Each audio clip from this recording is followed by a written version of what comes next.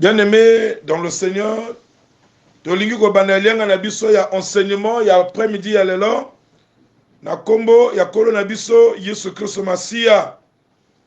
Telema esika ozali soko zana ndingisa ko telema oya kokate afanda. Bénis l'Éternel, mon âme, que tout ce qui est en moi bénisse son saint nom. Bénis l'Éternel, mon âme, et n'oublie aucun de ses bienfaits. C'est lui qui pardonne toutes tes fautes, qui guérit toutes tes maladies. Amen. Amen. La grâce et la paix vous soient données de la part de Dieu notre Père et de notre Seigneur Jésus-Christ. Amen. Amen. Kaka ndenge tozala kotelema tokoyemba nzembo ya konti kintwadi 618 konti kintwadi. Musambi lanzambi tukotele wetu tukana baloko base tutoleleke milalo mopyasetu eyangalalanganade sikafumu lubayani yadi watu bandila yadi mulusiwa izababasi ukutukudu samuyaini umosi wajoga mutamu yakudu lulendo lwazingi muta mukolo zazingi zatuka kutulu lumika kakulumuka sikafumu lubayani yadi yadi wakubazila yadi mulusiwa izakabasi ukutukulu samuyaini umeisukikolomisana kwaku waleto kukwela muto izidibona ninakuti yaku omika kuwakisayo sikafumu lubayani yadi yadi watubazila yadi mulusiwa izakabasi ukutukulu samuyaini lumikisa bebe yalukotuloka yekulusa bejo babo yekika bibaba byatulotwatoka mukedikatanguzazo sikafumu lubayani yadi yadi watubazila yadi mulusiwa izakabasi ukutukulu samuyaini sikafumu lubayani yadi yadi watubazila yadi mulusiwa izakabasi ukutukulu samuyaini. Matondi tikete tovanda na tango oyo betike kusambila zambi ya moyo nzambi ya makedika jaka betume kukwiza na tadisi yange na kokila yai samna kuwa mambu yange pote maloba na yo nzambe eza lokola mbeli oye pasolaka oye bebisaka bilaka nyonso omo yina kwe mpoze na kata vi na biso nzambe totondi yo na bolamu na yo yawe tika ete yo limbisa moto nyonso wuta tongo na kotala elobeli na kotala ezaleli oye esepesaki yo te yawe tika ete yo limbisa po sokola na makila na yo yawe po te liyangani oyo boye toli komona nkembo na yo na boyo nyonso basili kokela bilia na baoyo nyonso bakangami kati na losambo mwana nyonso oyo apesi motema mpo na mokolo mwa lelo na koyoka maloba na yo yawe ezala na ye elongo pambola ntango oyo boye na kombo na Kristo kolo mpe mobikisi na biso amen. Amen. Antuka bampangi ya munu na Kristo tikete nzambe apambola bino bisika bozali pe ayamba bino balingami na kolo mbote na biso antuka boye malamu bino nyonso bisika bofandi eza na mikili misusu oyo esika oyo nzambe asali bilongo luko fonda kuna na Amerika na Australie ezala kuna na Asia ezala kuna na Europe to na Afrique awa boye boyaka malamu bino pe na Congo Brazzaville boyaka malamu nzamba pamola bino pe aza na bino elongo na liangani oyo boye. Alors tala ndeko azala mopanzi na yo opesa ye mbote ya esengo toko yemba ya yawe pesa ye sourire eza mboto sili ko pesa na ye parce que toza na mode Covid.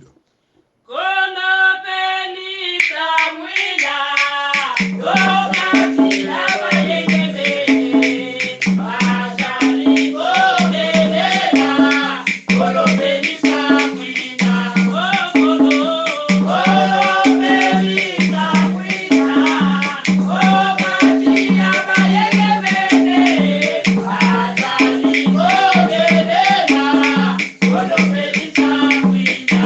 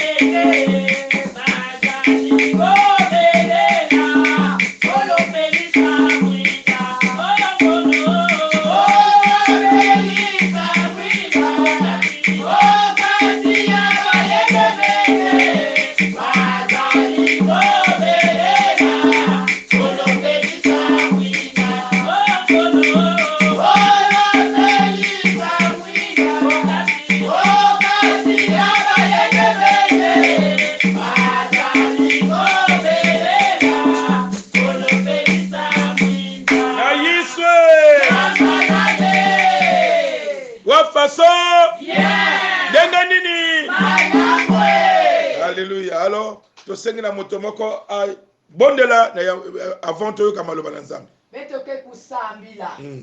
Matondo tata nzambi betoke na kuvutula na ntadisi yange inangema kupesa beto kilokola ya ibonso kayulu. Ndangu mekulunga tata nzambi na kuwandinga inange nzambi ngeme kukubikila beto. Buna vwandi sabeto na makulu yange tata nzambi na kuwana kudiba luzolo yange sadila kisielo yange tata yoka bikoba ya yandi wangu nila beto bampeve nyonso inake kuse konfese nangeve mayindu ya kuvutuka na bayinzo tata distraction katula beto zala kuwa mambu yange kwisa kuzonza dibundu yange kena kudimba bieka mambu yange mutindu kele zola na levo yange nange kliso yisube tumekulombi la mutindu yina amen Amen. Menona tango tokoyemba sunza mena esengo banzembo mibale nzembo aliboso commission d'animation ko proposer nzembo mibale tokoyemba yimbila 41 Enawaloka ambanza yoyoyona enawaloka ambanza yoyoyona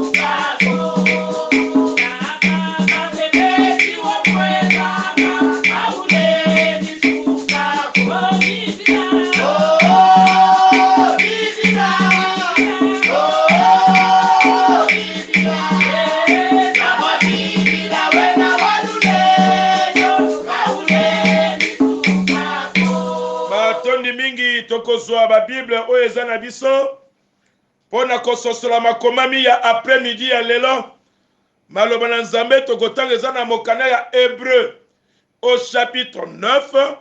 Nous lirons les versets 11 jusqu'à 12. Hébreu 9, pardon, 11 jusqu'à 12. Nazana version française, Togotangango na kombo na Christo. Quant à Christ, il est venu comme grand prêtre des biens à venir. Il a traversé le tabernacle, plus grand et plus parfait, qui n'est pas construit par la main des hommes, c'est-à-dire qui n'appartient pas à cette création. Et il est entré une fois pour toutes dans le lieu très saint, non pas avec le sang de boucle et de jeunes taureaux, mais avec son propre sang. Il nous a ainsi obtenu un rachat éternel. Amen. Amen. Balinga mina kolo mama na likambo. Otoko sosola. Après midi à l'élo na le poto balobi. Vaincre l'ennemi par la puissance du sang de Jésus-Christ. Vaincre l'ennemi par la puissance du sang de Jésus-Christ. Wana ni thème oba proposé biso après midi ya l'élo. Kolonga moini na yo. Na nguya ya makila ya Yesu Christo. Bien-aimé dans le Seigneur.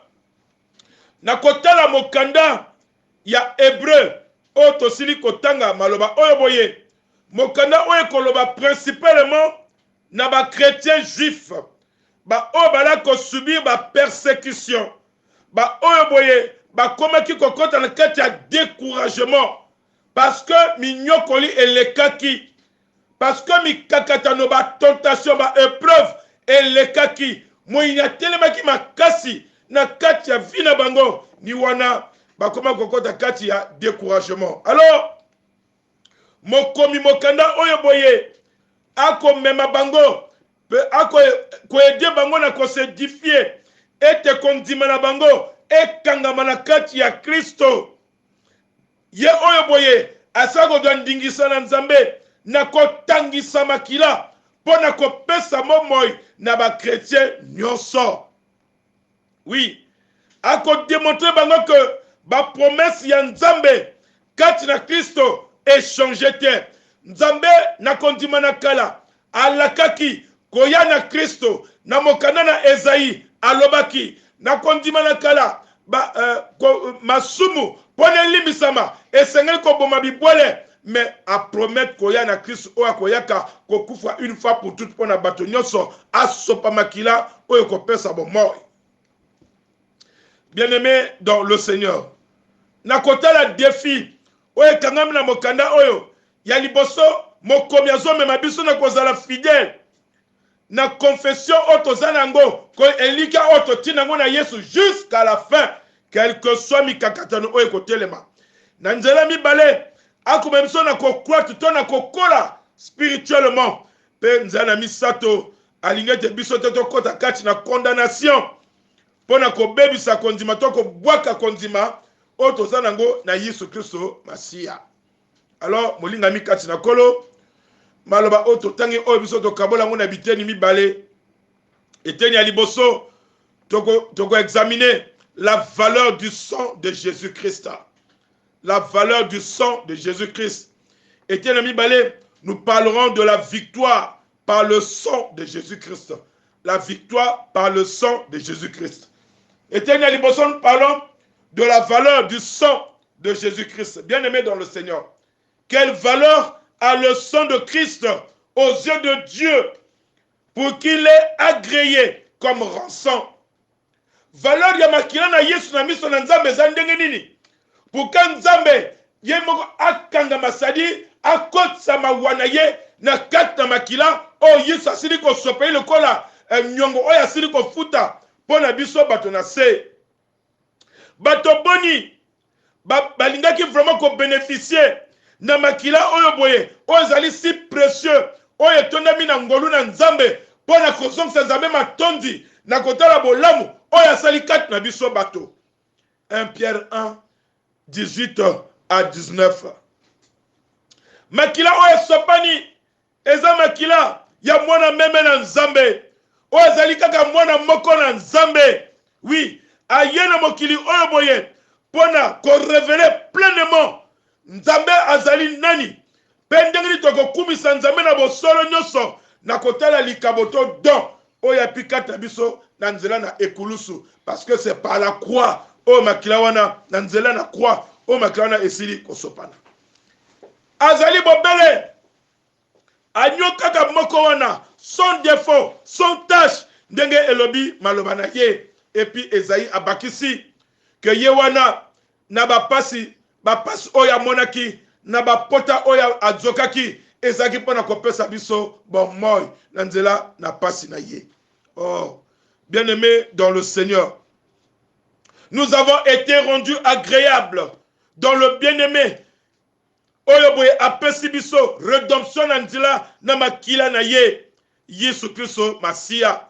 Yangwana le to salaka elamo na nkolo to tombolaka to bala coupe de bénédiction pour laquelle nous rendons grâce ou nous bénissons. Wana ezali expression o ezola ki sa communion o to zalango to bo moko to zalango na nzana makila na Yesu Kristo Masia. Na coupe wana o to tombolaka pona ko laksa bonene na nzambe.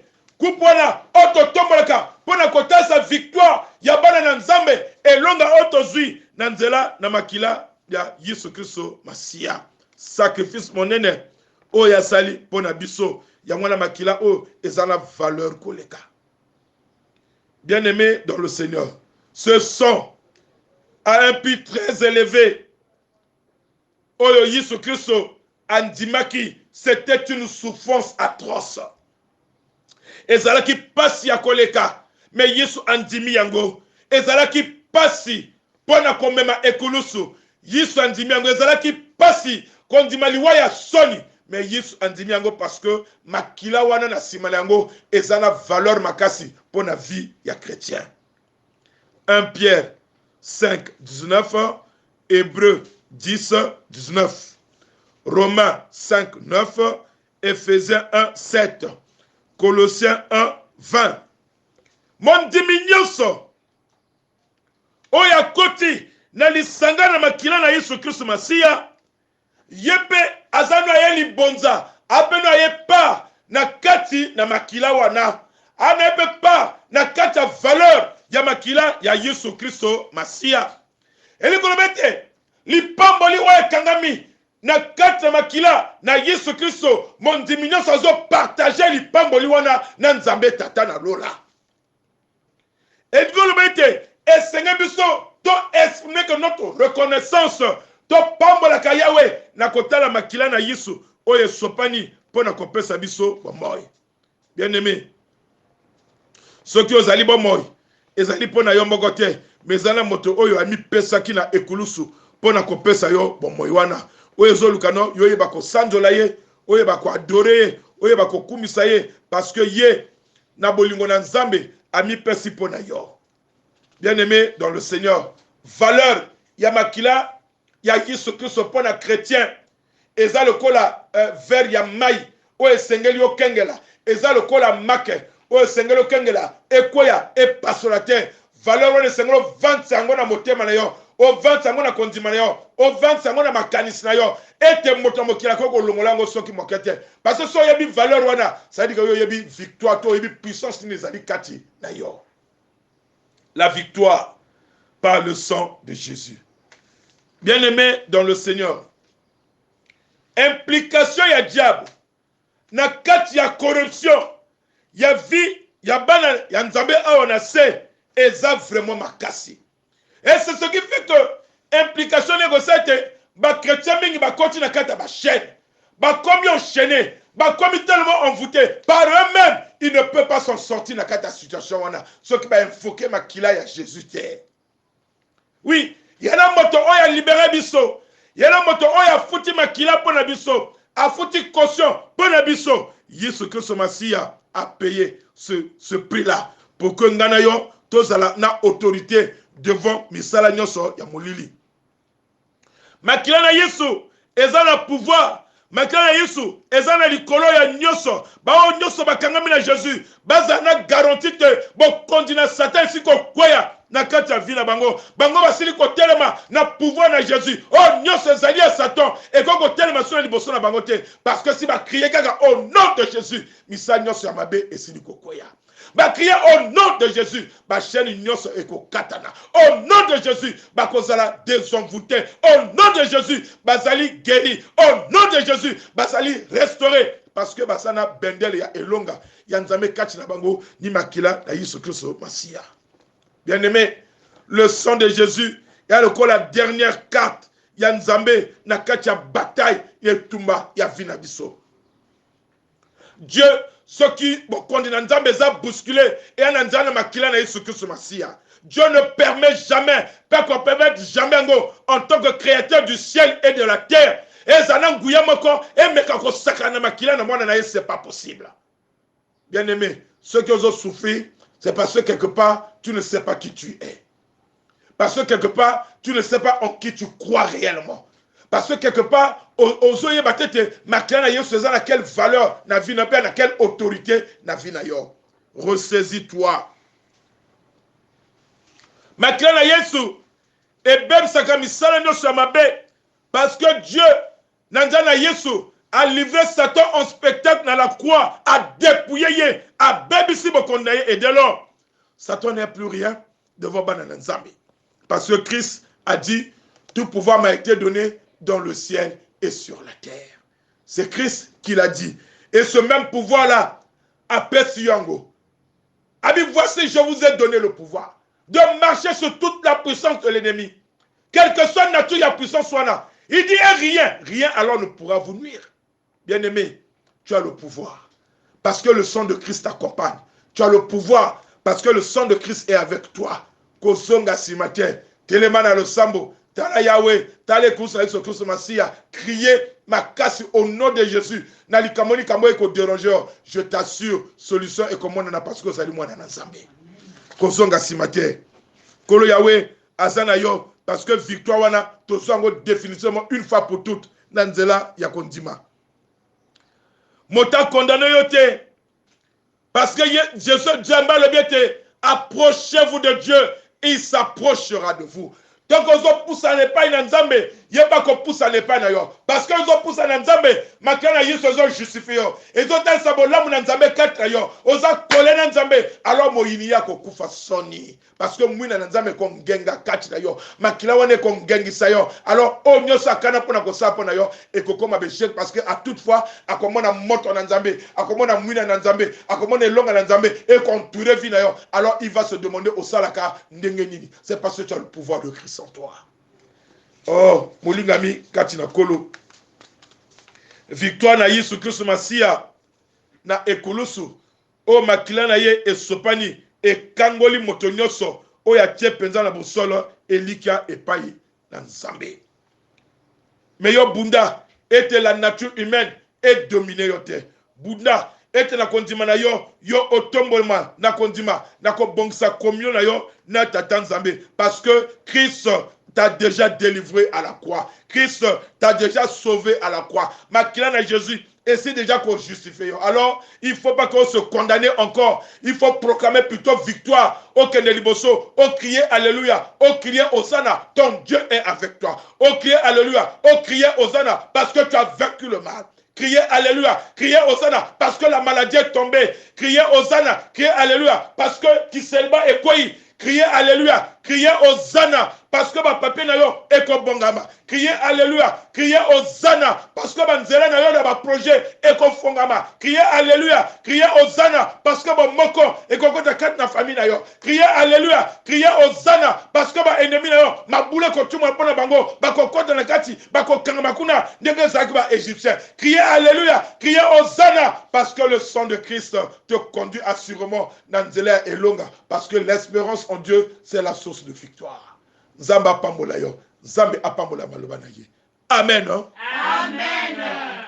Alors natango oyo toko zo Bible na biso toko réciter Philippiens 2 9 à 11. Philippiens 2 9 11. C'est pourquoi aussi Dieu l'a souverainement élevé et lui a donné le nom qui est au-dessus de tout nom, afin qu'au nom de Jésus, tout genou fléchisse dans les cieux, sur la terre et sous la terre, et que toute langue confesse que Jésus-Christ est Seigneur, à la gloire de Dieu le Père. Philippiens 2, 9, 11. C'est pourquoi aussi Dieu l'a souverainement élevé et lui a donné le nom qui est au-dessus de tout nom, afin qu'au nom de Jésus, tout genou fléchisse dans les cieux, sur la terre et sous la terre, et que toute langue confesse que Jésus-Christ est Seigneur, à la gloire de Dieu le Père. Philippiens 2, 9, 11. C'est pourquoi aussi Dieu l'a souverainement élevé et lui a donné le nom qui est au-dessus de tout nom, afin qu'au nom de Jésus, tout genou fléchisse dans les cieux, sur la terre et sous la terre, et que toute langue confesse que Jésus-Christ est Seigneur, à la gloire de Dieu le Père. Quelle amie fidèle et tendre, nous avons en Jésus-Christ, toujours prêts à nous entendre, à répondre à notre cri, qui connaît nos défaillances, nos suites de chaque jour.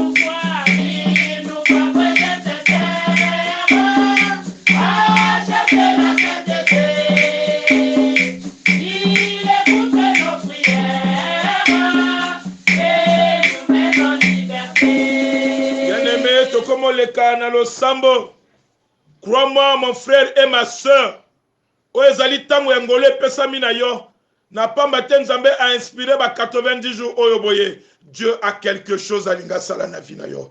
Dieu a une réponse à te donner. Sambela, soki yo motosana mokila ba paya, soki za mikanda na yo oyebimakate ba procédure koleka. Sambela, pesa yango na tango na maboko na tata Nzambe ete makila na Yesu. Nzamba tia kashi ya makila na ye na mikanda na nyoso. Soki za ba inscription, oko zoke zo compliqué, tia yango au nom de Jésus. Makila wana eleka na kozwa. So ezali recherche ya mosala ekozwa matin parce mikanda nezo kota, tia kashi ya makila na Yesu Christ Masia. Changement etalana ndeko na ngai singa na singa ozali. So ezali kambo ya malade, tia kashi na bokono na yo. Makila na Jésus. Likamoni likambo zo tungisa yo. Eza na kata foyer na yo. Eza te ozo luka pe libala. Eza likambo ya kobota. Ubia bana bazo tungisa. Sika te osama na tango oyo boye. Quel que soit comportement ya bana, Dieu na puissance à makila na ye. Aza capable à transformer mitema mabanga et comme mitema ya mishunu. Bien aimé, sambela na tango oyo boye. Nous allons demander à notre frère Hervé. Oko sambela. Et te tolingi ba chrétien nyoso ba konda kati ya programme oyo boye. nzambe asunga bango na komona bonene na ye na nzela na makila na Yesu eleka na bebisa misala mabe nyonso ya Satan. Yawe atelema na kana bomoi na bana nyonso na nzambe bao nyonso bakoka na losambo moto azwa réponse oyo azosenga pa na Yawe na nzela na makila na Yesu Kristo Masia. Diaka ni nange tata nzambi beteme kuisa na nkokile ya Yesu. Ngeme tala tata nzambi biloko la yange nukuisa pesa kati na beto. Nzambi kotisa bayange, kotisa muntu nyonso, kotisa Kristo Yesu, muntu nyonso Yesu. Nakashi nangula diambu yange nukuisa pesa beto Yesu. Tula bayange tata nzambi, kotisa bao Yesu, babakuswa bunene yange na programye, babakuswa Kristo Yesu, babakuswa nzambi, bunene yange, nakashi na diambu tata nzambi. Oh Yesu, nina yange kaka Yesu, nina gitadila, nzambi na muntu ya kaka beme, nina yange Kristo Yesu. Tata tula bayange, Yahweh, tula, kotisa, Yesu bayange en profondeur, na isi ya diambu, ya Yesu, yenukuza tula bete tata nzambi. Yesu ngemetala bayange tata nzambi programu yange mfumu ninange betike na kuiza bantangu nyonso na kudina kulomba nange mutindo ina nzambi Bartime lomba kanange nange mewila yandi tata nzambi bayange tula bao tata nzambi nangula diambu Yesu lusambulu tula bayange tata nzambi diamisa kotisa nange tula bao Kristo Yesu na kitezo ina tata nzambi lusambulu. Tata, beteke bete mingi ba chrétien, mais nzambi bete na kubakuswa ve, iki nge Kristo Yesu, ngeke na kubikila beto. Beteke na kubika ba chrétien, bete na kubika nzambi ba chrétien, mais beteke na kuzaba bete ata nzambi, iki diambu ngeke na kuzonza na beto, iki diambu tata ngeke na zola, kutula mos na beto. Engi na nge kaka, beto zola kinge kotsa bete ata nzambi, nangula diambu ya lusambulu. Beto kotsa mfumu en profondeur ya lusambulu inange nzambi ngeme kwenda vanda inange Yesu ngeme kwenda vanda na lweka ya lubakala ya tata yange mfumu sana kusambila samna beto bete beta ata nzambi kotisa beto pe na ngula diambe lusambulu samna beto bakusa bunene ya manenge nguza pesa beto biga ke Yesu ngemo singe twalisa beto nge pesa beto ngolo na kutela bantangu nyonso na kusambila na kutela Yesu bantangu nyonso na kulomba nange inange Kristo Yesu ngeke vangila beto kaka nina nge tata megitadila na muntu ya kaka ve bieka beto na kedika mutino nge nzambi ngeke akedika na mkumu nange Yesu Kristo ina kele mfumu peni mvulusi na beto amen Amen. Beto ke sambila diaka nzambe na bolingo nzambe na nguya tolingi kotalisa bomo ina bana na yo epai na yo moko Yawe tala tango malamu yo pesi biso kokota mabonde pe kokelabilia tango nyonso tolinge to yo sembola liboko na ba o nyonso batekaka o sembola liboko soki Satan akunda biloko na bisika bo batekaka eza ba boutique ba commerce bango bebisa ba au nom de Jésus to pameli yango na makila na yo restauration to sengi ba o nyonso bakeneke mosala bakeko se debrouiller na mosala ndenge na ndenge bisika bakeneke eza la privé eza l'État esika na esika bakeneke Yawe talela bango pe batila bango kata mabe esika mikakatano ezali to pameli yango au nom de Jésus esika o contradiction ezali to pameli yango au nom de Jésus kimena yo etalisama bao bana ba projet ya ndenge na ndenge talela bango bao nzambe na nguya basili kokota na kati ya mikakatano Yesu Kristo o Satan ko imposer lokola bokono quelque soit nature na yango to pesi na maboko na yo bebisa yango au nom de Jésus pamela yango au nom de Jésus toli komona bobele nkemo na yo poto lingi biso koleka ba oyo boye bakangami na koluka mikanda ya ndenge na ndenge nzambe talela bango ezala awa ezala mokili ya bopaya nzambe to bondeli yo na makila na yo to mona solution pe to pamola yo. Seigneur merci soki Satan asaki programme ko bemsa via bana na yo quelque soit malade ou contouré moto ata basali programmation et te ba memena à l'hôpital pour na kosala l'opération tu es capable Seigneur na ko confondre action nyonso ya Satan na vie ya bana na nzambe to tondi yo pe to pamboli yo na kombo na Kristo amen Amen. balingami na kolo toyebi ete mokolo lelo banda tongo tozalaki na kati na losambo pe tokelaki bilia na kati ya jeune ni na wana yambo totosala osambo na suka toli bongo kokanga jeune na biso mokola lelo na kombo ya tata mwana pe molimo mosanto amen. Amen. Alors tokoyemba nzembo na biso nyonso biteni mibale apa na sima tokosengela mapamboli Genzambi mpungu seto toma sema yeto wabu kumukati seto mewe kisema ema mona imona kwe elika yemudize mutulu wa utuna kota na tele kwisi munaja mutulu wa utuna kota na tele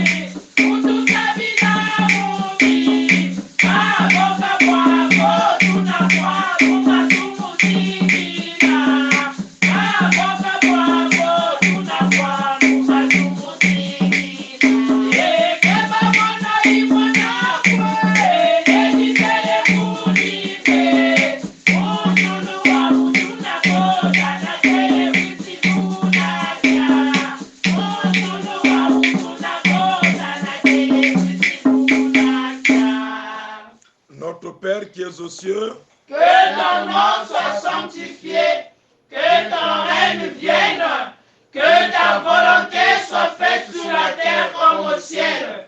Donne-nous aujourd'hui notre pain de ce jour. Pardonne-nous nos offenses, comme nous pardonnons aussi à ceux qui nous ont offensés, et ne nous laisse pas entrer en tentation, mais délivre-nous du mal. Car c'est à toi qu'appartiennent le règne, la puissance et la gloire pour les siècles des siècles. Amen. Amen. Recevons la bénédiction de la part de Dieu. Que la grâce de notre Seigneur Jésus-Christ, source de toute bénédiction, l'amour de Dieu le Père manifesté en Jésus, mort et ressuscité pour nous donner la vie par son sang, la communion bienfaisante du Saint-Esprit, cet esprit de vérité et de puissance, soit et demeure en nous par le sang de l'agneau, afin que nous proclamons la victoire dans nos vies au nom de Jésus, notre Seigneur et notre Sauveur. Amen. Amen. Yeah, yeah, yeah. Yeah.